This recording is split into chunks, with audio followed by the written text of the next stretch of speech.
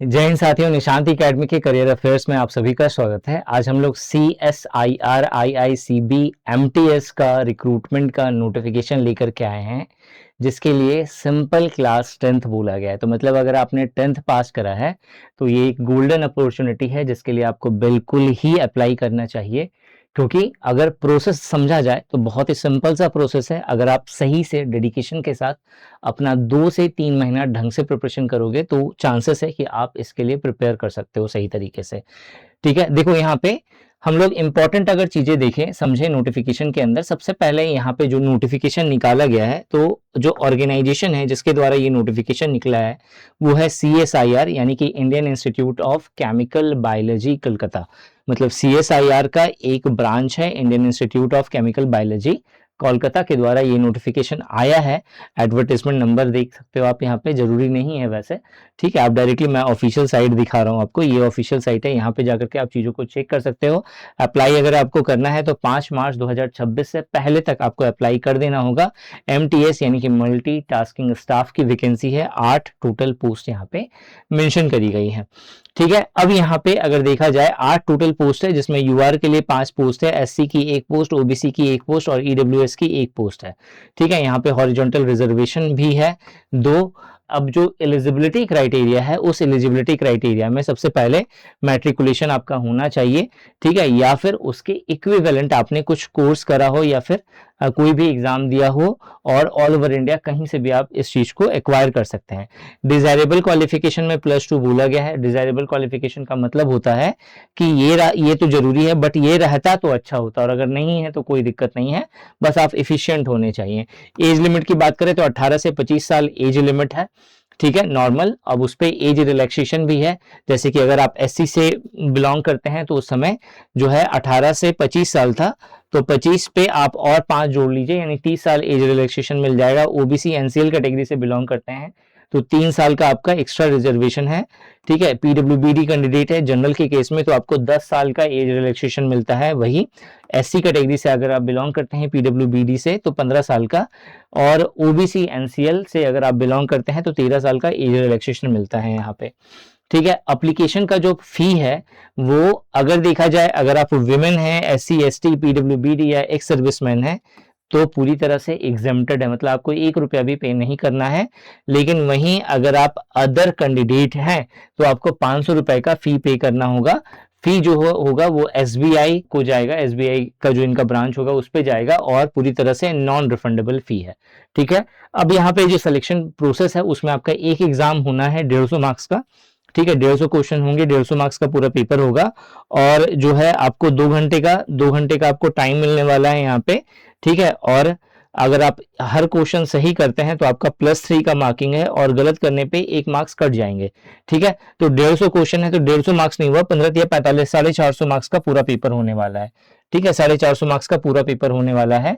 ठीक है, और यहाँ पे जनरल इंटेलिजेंसी के 25 क्वेश्चन होंगे 75 मार्क्स के, क्वांटिटेटिव एप्टीट्यूड का 25 क्वेश्चन होगा 75 मार्क्स का, जनरल अवेयरनेस के 50 क्वेश्चन होंगे, और फिर इंग्लिश लैंग्वेज के 50 क्वेश्चन यहाँ पे पूछे जाएंगे। ठीक है, जो आपका सिलेबस है, ठीक है, इस चीज को हमने तो डिस्कस कर लिया। जो यहाँ पे पूरा मेरिट लिस्ट बनने वाला है वो आपके रिटन एग्जाम के बिहाफ पे बनेगा, बट यहाँ पे कुछ चीजों को नोटिस करा जाएगा अगर टाई हो जाता है बच्चों में तो, जैसे कि नेगेटिव मार्किंग किसकी कितने कम है। ठीक है, इसके अलावा कौन ज्यादा एज्ड वाले स्टूडेंट हैं। ठीक है, एसेंशियल क्वालिफिकेशन को देखा जाएगा कि किसने पहले एसेंशियल क्वालिफिकेशन को एक्वायर करा हुआ है, या फिर नाम के अल्फाबेटिक ऑर्डर में। ठीक है, जो डिटेल सिलेबस है वो डिटेल सिलेबस का पूरा यहाँ पे लिस्ट है, आप इसका स्क्रीनशॉट ले सकते हैं ताकि प्रिपरेशन में आपको हेल्प मिले। ठीक है, अगर हम लोग सैलरी स्ट्रक्चर की बात करें तो यहाँ पे 18,000 से लेकर के 56,900 का पे लेवल मेंशन करा गया है, यानी ओवरऑल अगर देखा जाए तो आप इसमें बेसिक पे हो गया, DA है, HRA है, ठीक है, और फिर TA है, इन सबको अगर आप ऐड कर देंगे तो 33,000 से लेकर के 35,000 के बीच में आपको यहाँ पे सैलरी दिखेगी 7th पे कमीशन के अकॉर्डिंग। जॉब प्रोफाइल में MTS जो मल्टीटास्किंग स्टाफ होता है, इसका काम होता है ऑफिस को पूरी तरह से मेंटेन करना, जिसमें फिजिकल मेंटेनेंस होगा, फाइल्स को रिकॉर्ड्स को रखना। ठीक है, इसके अलावा जो ऑफिस को की साफ सफाई जो है वही MTS ही देखता है। इसके अलावा फाइल्स और डॉक्यूमेंट्स को कैरी करना, one department to other department या one building to other building, ये भी काम होता है। फोटो कॉपीज हो गया, फैक्स से जुड़े हुए काम करना होता है, ठीक है। इसके अलावा डिलीवरिंग डाक मतलब मेल या डॉक्यूमेंट्स को जो है पहुंचाना होगा, ठीक है, मतलब मेल करना होगा। मेल का काम तो बहुत कम दिया जाता है, बाकी डॉक्यूमेंट्स वगैरह सबको one department to other department जो है पहुंचाना होता है। इसके अलावा जो सेक्शंस रूम होते हैं या डिपार्टमेंटल जो ऑफिसेस होते हैं उसको टाइम पे खोलना, टाइम पे बंद करना, ये भी होता है। फर्नीचर और अदर इक्विपमेंट की डस्टिंग, साफ सफाई देखना होता है, ठीक है। इसके अलावा चाय कॉफी, ठीक है, या फिर जो ऑफिशियल होंगे या फिर जो गेस्ट होंगे उनके लिए चाय कॉफी नाश्ते का बंदोबस्त करना, बनाना, ठीक है, ये सब होगा, ठीक है। और सुपीरियर जो ऑफिसर्स होंगे उनके काम में उनकी हेल्प करना, ये इनका मेन काम होता है। प्रमोशन एंड करियर ग्रोथ को समझे तो सबसे पहले आप एमटीएस मल्टीटास्किंग स्टाफ बनते हैं। इसके बाद जो नेक्स्ट प्रमोशन होता है वो एलडीसी का होता है, यानी कि लोअर डिवीजन कलर का।